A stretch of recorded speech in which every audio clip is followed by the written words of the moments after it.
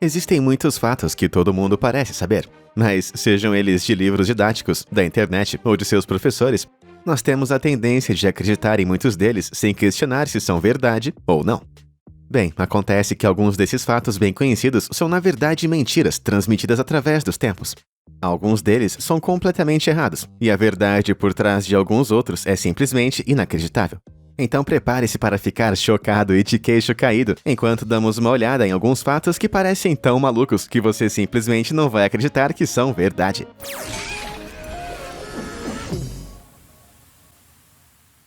O espaguete singular. Imagina só, você tem um prato muito saboroso de espaguete bem na sua frente. Só para quando você colocar o garfo, puxar apenas um fio solitário de espaguete. É só isso, né? Um único fio de espaguete? Bom, na verdade, isso tem até um nome. Acontece que o espaguete é uma palavra italiana e um substantivo plural para todas aquelas sequências de macarrão. Aqui está um rápido curso intensivo em italiano. Um i no final de um substantivo geralmente indica que é plural, onde um o ou um a indica que é singular. Isso significa que um único fio de espaguete, na verdade, é chamado de spaghetto. E toda essa loucura de macarrão não para por aqui. Gnocco é o singular para gnocchi. Fettuccino é singular para fettuccine. E raviolo é o singular para ravioli. Mas isso me deixa com apenas uma pergunta em mente. O que será que significa o nome spaghettio? Eu realmente não faço ideia. Duvidoso Dia de Colombo. Todos os anos, as pessoas de todos os estados dos Estados Unidos comemoram o Dia de Colombo. Este é um feriado comemorando o explorador nascido na Itália, chamado de Cristóvão Colombo, desembarcando na América e descobrindo o Novo Mundo em nome da Europa, em 1492. Só tem um pequeno problema, assim, bem pequenininho, sabe? Cristóvão Colombo, na verdade, não descobriu a América do Norte em 1492. Na verdade, ele não descobriu nada. Colombo originalmente partiu para traçar uma rota marítima ocidental para a China, Índia e outras terras lendárias da Ásia. Porém, em outubro de 1492, ele realmente desembarcou nas Bahamas. Embora tecnicamente fosse as Américas, não a América que a maioria dos americanos gosta de comemorar. Mas a expedição não terminou por aí. Mais tarde, naquele outubro, Colombo avistou Cuba e assumiu que era a China continental. Então, em dezembro, sua expedição desembarcou em Hispaniola, que hoje é conhecida como Haiti, e a República Dominicana, que ele pensava ser o Japão. No fim das contas, Colombo fez muitas viagens de ida e volta entre a Europa e também a América do Sul e Central. Porém, ele de fato nunca pisou no que hoje é conhecido como os Estados Unidos. Eu não sei você, mas eu vou ter uma séria conversa ou duas com os meus professores de história. Independência tola. O Dia de Colombo não foi o único feriado nacional que os americanos erraram feio em seus diários. Eles comemoram 4 de julho como se fosse o dia mais importante que a nação se tornou oficialmente livre do domínio dos britânicos. O único problema é que essa data está um pouquinho errada. Não por alguns dias ou mesmo algumas semanas, mas por um mês inteirinho. A Declaração de Independência é um documento que anunciou a separação de 13 colônias britânicas norte-americanas, que eram dominadas pela Grã-Bretanha em 1776. A declaração foi aprovada pelos britânicos em 2 de julho e foi ratificada pelo Congresso em 4 de julho. Mas aí que tá o negócio. O documento não foi legalizado nesse dia. Acontece que 7 membros essenciais do Congresso estavam ausentes no dia de 4 de julho. Então levou praticamente um mês para que a declaração fosse finalmente assinada por todos os 56 membros do Segundo Congresso Continental, em 2 de agosto de 1776. Parece que os americanos estavam apenas ansiosos para confirmar a sua liberdade, mas sabendo disso, acho que deveríamos fazer do dia 2 de agosto um feriado nacional também. As Grandes Muralhas da China. A escola pode ter ensinado que a Grande Muralha da China é a única estrutura feita pelo homem que pode ser vista do espaço. Mas essa afirmação pode deixar as crianças meio confusas por alguns motivos. Primeiro, qual Grande Muralha? A principal extensão dessa Grande Muralha, que foi construída para impedir que os exércitos nômades invadissem a China pelo norte, se estende por quase 8.850 quilômetros através do país. Mas esse não é o único muro que tem por ali. Diferentes muralhas foram construídas em todo o norte de 5 a.C. até a data de 17 d.C., dependendo de onde a China estava sendo atacada em cada época. Se todas essas seções estivessem alinhadas de ponta a ponta, essa muralha, na verdade, teria inacreditáveis 21.195 quilômetros de comprimento ao todo. Porém, mesmo assim, isso não deixaria a muralha mais larga. Então, com isso em mente, como pode ser visto do espaço, se é que realmente pode? Bom, vem comigo descobrir. Aqui está uma foto da Grande Muralha de uma órbita de baixo nível no espaço. Você consegue ver? Bom, eu não sei você, mas todos esses cumes e linhas montanhosas parecem todos iguais para mim. Felizmente, a NASA gentilmente apontou algumas seções importantes aqui. Embora você meio que consiga enxergar, não é exatamente um monumento gigantesco que eu imaginei quando meu professor disse que você poderia vê-lo do espaço. Prioridades humanas hilárias. Todos nós sabemos que foi um pequeno passo para o homem e um salto gigantesco para a humanidade quando Neil Armstrong pisou pela primeira vez na Lua em 1969, enquanto ele estava ocupado com seus afazeres espaciais. As pessoas aqui na Terra ainda precisavam carregar as suas malas com as mãos, como neandertais. Foi apenas 3 anos depois, em 1972, que alguém pensou em colocar rodinhas nas malas. E a primeira patente para a bagagem com rodas foi registrada. Muito bom ver que a humanidade tem as suas prioridades na ordem certa. Por mais inacreditável que pareça, há uma razão especial por trás de tudo isso. A corrida espacial na década de 60 forçou muita inovação na indústria espacial, enquanto as viagens de longa distância não eram tão comuns naquela época. Mesmo assim, eu acho surpreendente que o homem tenha ido à Lua antes mesmo de pensar em colocar rodinhas em suas malas de viagem. Mas sabe o que eu acho ainda mais surpreendente? O fato de você não ter clicado nos botões de curtir e se inscrever ainda. E eu não estou mentindo. Vá em frente e clique neles para obter conteúdo ainda mais incrível e cheio de fatos toda a semana. Maravilha! Agora, onde eu estava? Nuvens pesam 1 tonelada. Por mais leves e fofas que pareçam flutuando lá no céu, as nuvens não são tão levinhas quanto parecem ser. Como sabemos, elas são criadas quando o vapor de água se condensa em minúsculas gotículas em partículas, como poeira ou sal marinho, flutuando pelo ar. Todas as nuvens são compostas por um feixe dessas gotículas, mas ainda são leves o suficiente para desafiar a gravidade e permanecer no ar. Atualmente, os pesquisadores calculam que uma nuvem cúmulus comum, aquelas fofinhas e brancas que você vê em um dia de sol, tem aproximadamente 1 quilômetro de diâmetro. E elas também são tão altas quanto são largas. E isso significa que elas têm cerca de 1 bilhão de metros cúbicos em volume. Os cientistas também estabeleceram que é mais ou menos 0,5 gramas de gotas de água para cada metro cúbico de nuvem. Só isso pode não parecer muita coisa, mas quando tudo é somado, isso significa que essas nuvens pesam impressionantes 500 mil quilos. Essas nuvens são realmente muito mais pesadas do que você imaginava, não é mesmo? Para você ter uma perspectiva, isso é mais ou menos o mesmo peso que 100 elefantes africanos. Mas alguém aí ficou incomodado com o número de nuvens que a gente vê todos os dias, logo acima de nossas cabeças? Imagina se isso tudo caísse. O estranho odor corporal. Qualquer um que já esteve em um lugar muito quente e bem lotado, como um trem ou metrô, vai saber que as axilas suadas das pessoas podem ficar realmente fedidas bem rápido. Isso acontece porque as bactérias que vivem em nossa pele prosperam em áreas quentes e úmidas, como axilas suadas. À medida que encontram o seu suor, eles quebram uma proteína específica do suor, produzida por um gene chamado ABCC11. E é essa proteína que é decomposta pelas bactérias em produtos fedorentos, que são chamados de T-alcoóis, que causa aquele cheiro nauseante que nós conhecemos muito bem, de odor corporal. E enquanto algumas pessoas decentes resolvem esse problema de arder o nariz com alguns sprays, a maioria dos coreanos não precisa. Isso é porque, apesar deles soarem como qualquer outra pessoa, cerca de 99% da população coreana tem o gene ABCC11 que eu mencionei antes, não funcional. Então, eles não produzem essa proteína tão importante e, por sua vez, não cheiram em comparação com o resto do mundo. Os cientistas acreditam que os genes que fazem o suor fedorento foi evolutivamente removido de áreas do leste da Ásia há milhares de anos atrás. Isso significa que, enquanto pessoas fedorentas morriam sozinhas, indivíduos com cheiro fresco passavam os genes para seus filhos. De repente, isso me faz pensar, eu queria ter nascido coreano. Eu ia economizar muito dinheiro com desodorante e eu, provavelmente, teria uma namorada. Golfinhos de combate loucos. Você deve saber que os militares usam regularmente os animais, como cachorros, para ajudá-los a detectar e descartar bombas graças às suas habilidades olfativas muito superiores às nossas. Isso é muito útil para operações em terra, mas e as operações que acontecem no mar? Bem, acontece que as marinhas de todo o mundo têm trabalhado com cães marinhos, especialmente treinados. E não estou falando de cachorros com boias e escubas. Desde a década de 1960, antes dos drones submarinos se tornarem uma importante ferramenta militar, os golfinhos eram treinados para transportar radares, detectar minas e procurar inimigos subaquáticos.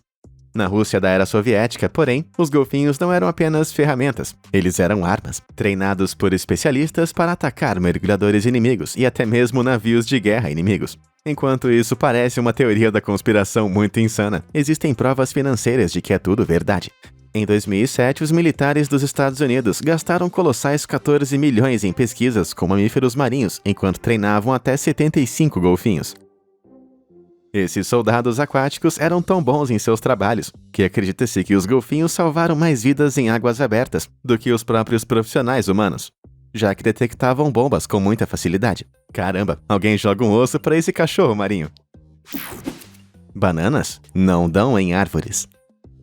Se você observar os galhos e folhas massivas em que as bananas crescem, e que por sinal podem alcançar até 9 metros de altura, seria fácil acreditar que bananas crescem em árvores, não é mesmo? Errado. Mas se isso aqui não é uma árvore, então o que pode ser? Talvez uma palmeira gigantesca? Ou talvez pode ser um tipo de arbusto muito estranho? Prepare-se para isso, porque a bananeira, na verdade, é uma erva. É isso mesmo, as bananas crescem nas maiores plantas herbáceas com flores do mundo inteiro. Embora suas bases marrons possam fazer você pensar que isso é um tronco de árvore, isso na verdade é conhecido como um pseudocaule, composto de uma série de folhas bem compactadas. Mas espera um pouquinho aí, se isso não é uma árvore, então quer dizer que bananas realmente não são frutas, né? Eu acho que você vai ficar bem impressionado com a próxima notícia. Bananas são bagas. Você pode pensar que todas as bagas são fáceis de identificar, graças à aparência, como os morangos, as framboesas e também as amoras. Mas o negócio é o seguinte, a palavra baga, ou berry em inglês, é na verdade um termo botânico, e não inglês. E de acordo com as leis da botânica, uma baga tem 3 camadas carnudas distintas. O exocarpo, ou pele externa. O mesocarpo, ou meio carnudo. E o endocarpo, também conhecido como a parte mais interna, que contém as sementes. Então, seguindo essa lógica, os morangos, na verdade, não são realmente bagas. Assim como as bananas, na verdade, não são frutas. E toda essa loucura não para por aí. Outras frutas que na verdade são bagas são laranjas, as uvas e até mesmo berinjelas. Embora você não vai me ver adicionando uma berinjela na minha salada de frutas tão cedo. Então, onde é que isso tudo deixa os morangos? Botanicamente falando, eles são classificados como frutas acessórias, com abacaxis e figos, cuja polpa se desenvolve a partir de um único receptáculo de floração. É essa carne vermelha que está incorporada ao que é tecnicamente a fruta de fato que as pessoas geralmente consideram ser as sementes. Então, o morango não apenas é uma baga, mas as suas sementes, na verdade, não são sementes de verdade. Mas alguém pensando que a vida inteira foi uma mentira? O verdadeiro fruto proibido. Uma das histórias mais antigas e conhecidas da Bíblia gira em torno de 5 personagens principais. Nós temos Adão, Eva, Deus, Satanás, na forma de uma cobra falante, e também uma maçã. A história diz que Deus cria Adão e Eva, e os deixa viver em um jardim muito bonito. Também diz que podem comer qualquer coisa, exceto as maçãs penduradas na árvore do conhecimento. Alerta de spoiler: a cobra de Satanás convence Eva a comer a maçã, e de repente os dois são banidos. Durante séculos, este famoso conto foi perpetuado e transmitido através da arte, ilustrações, animações e até mesmo filmes. Porém, é agora que começa a ficar um pouco estranho. Na verdade, a fruta que Eva comeu não era de fato uma maçã. Eu não estou de brincadeira. Apesar de todas as histórias que você deve ter ouvido, não há menção no livro original de Gênesis sobre a fruta ser uma maçã. Se traduzirmos do hebraico original, a história apenas se refere ao fruto da árvore. Com isso em mente, esse fruto proibido poderia ser qualquer coisa que cresça em uma árvore, como um figo, um pêssego, uma pera, uma romã, talvez até mesmo um durião. Ai, eu com certeza não iria colocar as minhas mãos numa coisa dessas. Não havia 3 reis magos. Se os fanáticos de Deus ficaram malucos ao aprender sobre a falta de maçãs na Bíblia, então eles vão odiar o que está por vir. O conto dos 3 Reis Magos é um conto de Natal popular para os cristãos de todo o mundo. Mas até mesmo os mais devotos provavelmente não vão notar um detalhe. Em nenhum ponto daquele livro original de Mateus, houve especificamente a menção sobre 3 Reis Magos. Na verdade, foi assumido que havia 3, porque, segundo a Bíblia, eles deram os 3 presentes famosos de ouro, incenso e mirra, para celebrar o nascimento de Jesus. Mas e quantas referências da Bíblia aos 3 reis? Já consigo ouvir alguns cristãos fervorosos reclamando. Bem, curiosamente, o livro de Mateus no Novo Testamento não suporta a interpretação dos 3 reis. 3 reis foi apenas uma frase de uma profecia do livro de Isaías no Antigo Testamento. Em outras palavras, não sabemos ao certo quantos sábios realmente apareceram nesse momento. Poderia ter havido 4, 5, talvez até 20 ou 100. Isso vai deixar a cantoria de fim de ano muito mais animada. Escolhendo sementes. Todo mundo sabe que as melancias são verdes por fora e deliciosamente vermelhas por dentro. Mas o que você pode não saber é que elas nem sempre foram dessa maneira. Por volta de 1645, o artista italiano Giovanni Stanti fez essa pintura de uma coleção de frutas. Ele usou pêssegos, peras e até mesmo algumas abóboras. Mas, espera aí, o que é aquela fruta estranhamente carnuda no canto? Exatamente o que você está pensando. Na verdade, é uma melancia. Você pode estar pensando que, na verdade, é apenas um melão, incrivelmente maduro, não é mesmo? Porém, todas as sementes pretas indicam que essa fruta estava perfeitamente madura no momento em que foi pintada. Então, o que está acontecendo? Por centenas de anos, os humanos criaram e cultivaram seletivamente as melancias para produzir frutas ainda mais deliciosas e menos amargas, ao armazenar as sementes corretas. Isso significa que as melancias que você gosta foram projetadas para ter a aparência e o sabor que tem hoje. Porém, esses esforços de engenharia não pararam com melancias. Os grandes e suculentos pêssegos que muitas pessoas adoram, na verdade começaram como frutas pequeninas, como cerejas, e tinha pouquíssima polpa dentro. Elas foram cultivadas há muito tempo atrás, em 4000 a.C. pelos chineses. E parece que o gosto parecia mais com lentilha do que com uma fruta. Mas avançando para os dias de hoje, e após 6.000 anos de reprodução seletiva, essas frutas agora são 64 vezes maiores, 27% mais suculentas e 4% mais doces. Eu posso não ser o melhor de todos em matemática, mas eu acho que isso deixa tudo 100% melhor. A Terra não é redonda. Graças a inúmeras provas concretas que nós recebemos de meios como a fotografia e física, todos sabemos que a Terra é redonda. Mas apesar do que você aprendeu na escola, na verdade não é uma esfera perfeita. E antes que a sessão de comentários desse vídeo se torne um festival de trolls e terraplanistas, não, a Terra também não é um disco. A Terra não é perfeitamente sólida, o que significa que, enquanto ela vai girando no espaço, a força centrífuga arrasta a massa dentro dela, fora do equador, enquanto os polos permanecem inalterados. Isso acaba resultando em uma Terra ligeiramente saliente no equador, fazendo com que pareça ligeiramente achatada. Vamos dar uma ênfase nesse ligeiramente. O efeito é realmente tão pequeno que a Terra é apenas 0,3% mais larga no equador do que entre os dois polos. Pode não parecer muita coisa, mas ainda é uma enorme protuberância de 42 quilômetros. Para você ter uma perspectiva, são mais de 94 edifícios de Empire State, empilhados uns sobre os outros. Talvez com toda essa altura, os terraplanistas possam finalmente ter alguma perspectiva. A Cleópatra não era egípcia.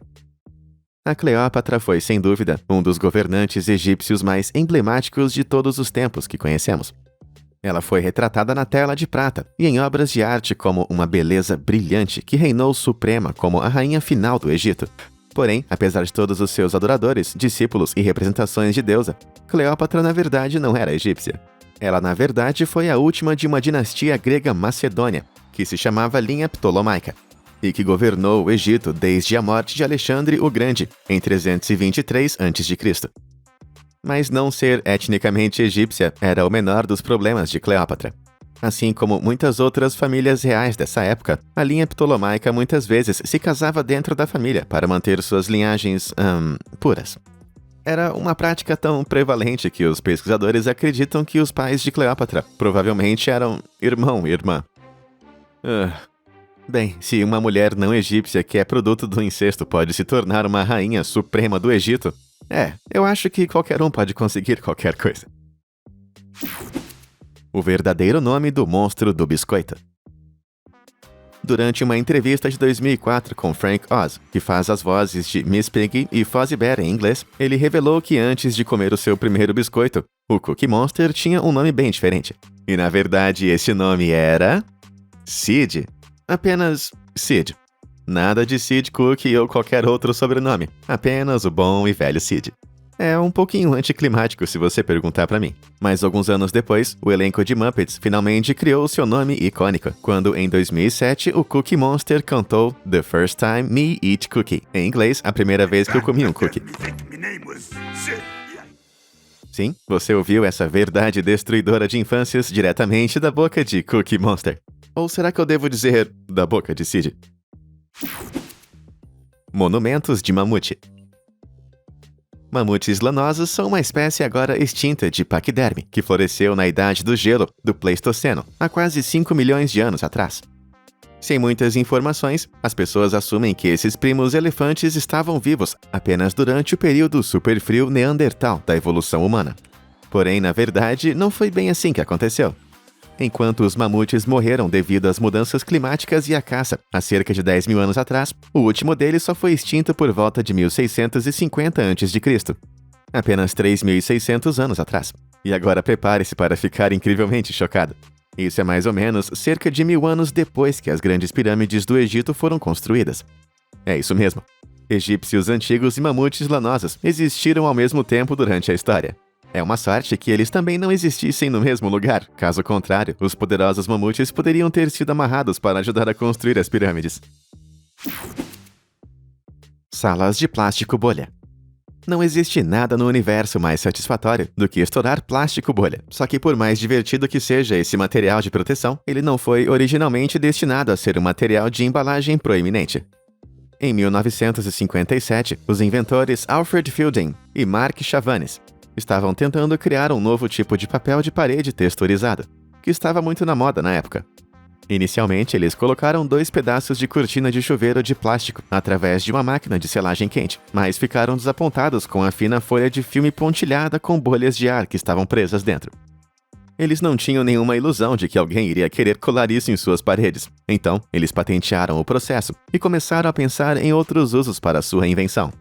Eles fizeram melhorias no design e finalmente comercializaram como isolamento de estufa, embora também não tenha feito muito sucesso nesse mercado. Depois disso, eles finalmente descobriram a verdadeira vocação do Bubble Wrap na indústria de embalagens de proteção. Atualmente, quase 400 mil quilômetros de plástico bolha são feitos e usados todos os anos. Isso é o suficiente para dar uma voltinha ao redor da Terra umas 10 vezes. É incrível pensar que essa ideia já foi destinada a se tornar o papel de parede mais feio do universo inteiro. Costeletas de caracol. Qualquer pessoa que olhe para um caracol de jardim pode apontar características como sua concha e seus olhos. Mas você sabe dizer onde realmente está a sua boca? Será que está aqui? Ou talvez aqui? Na verdade, está bem aqui, localizada em sua parte inferior viscosa. Embora não se pareça muito com uma boca, a do caracol é composta por uma pequena mandíbula e uma faixa flexível por baixo, que contém cerca de 14 mil dentes microscópicos, que são conhecidos como rádula. A mandíbula serve para cortar pedaços maiores de comida, como pedaços de folhas, que são então raspadas pela rádula, que age como se fosse um pequenino ralador de queijo. Mas nem todas as bocas de caracol parecem iguais.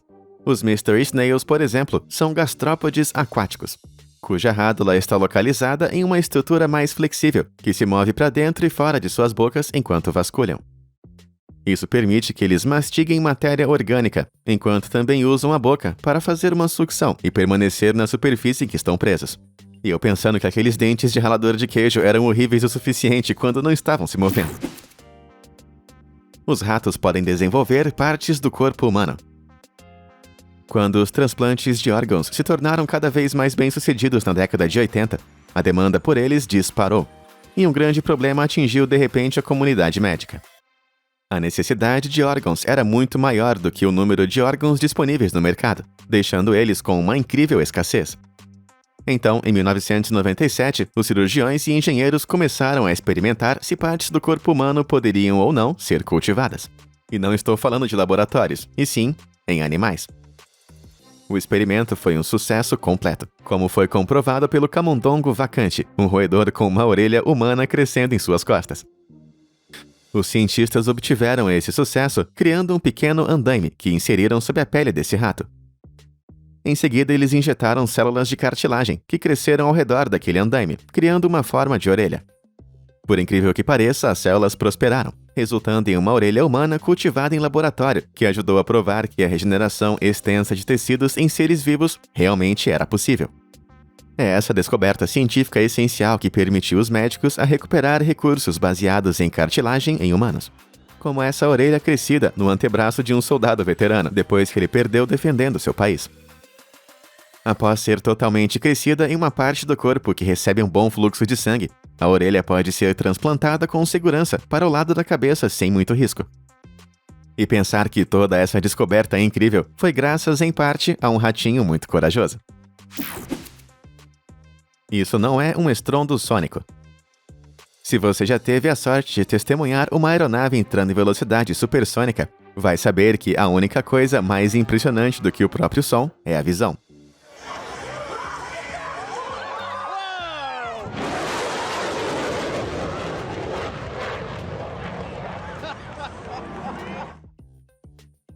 Parece que essa brilhante explosão de nuvens aparece quando o jato quebra a barreira do som, e muitas pessoas foram levadas a acreditar que isso na verdade é um estrondo sônico. Mas não é, ou pelo menos, não exatamente. Essas pequenas nuvens cônicas são chamadas de cones de vapor. É um efeito físico que acontece quando alguma coisa se aproxima da velocidade do som. Mas isso não é o estrondo sônico em si. À medida que a aeronave se aproxima da velocidade do som, que são incríveis 1.238 km por hora, ondas de choque se formam ao redor dessa aeronave. Isso causa uma descontinuidade na pressão e também na temperatura do ar local, forçando o ar a perder a sua capacidade de reter água, e também as formas de condensação, criando um cone de vapor. Mas apenas para tornar as coisas mais complicadas, os cones de vapor aparecem mais proeminente em um estado de voo transônico. É aqui que a parte do ar ao redor da aeronave está fluindo acima da velocidade do som, e outra parte abaixo. Portanto, a aeronave não está necessariamente viajando na velocidade do som, mas o ar que flui sobre as asas dela está. Além disso, as condições climáticas precisam ser perfeitas, onde existe muito ar úmido e quente disponível. É por isso que alguns estrondos sônicos como este não têm aquele cone de vapor icônico.